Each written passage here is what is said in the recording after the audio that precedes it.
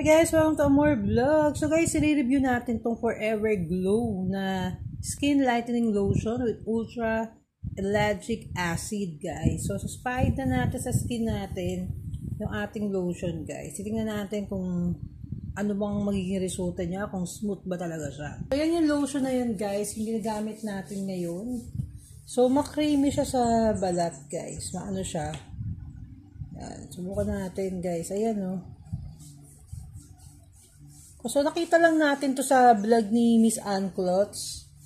Yan, na ginagamit niya na maganda nga daw sa skin. Talaga daw na nakikisama sa pagiging naaalis yung pagka-dryness ng skin niya. So, subukan natin to. Yan, guys. Oh. Yan. Kasi sobrang dry na rin ng balat natin, guys, talaga. As in, kasi nga, nandito tayo, masyado siyang cream, no? Ma-cream siya ganyan. Ayan. Parang may something siya, guys, na nakakaputi. Ayan, no? Oh. Maganda nga siya sa balat, guys. Ayan. So, sinubukan lang natin kung maganda yung magiging resulta ng ating lotion.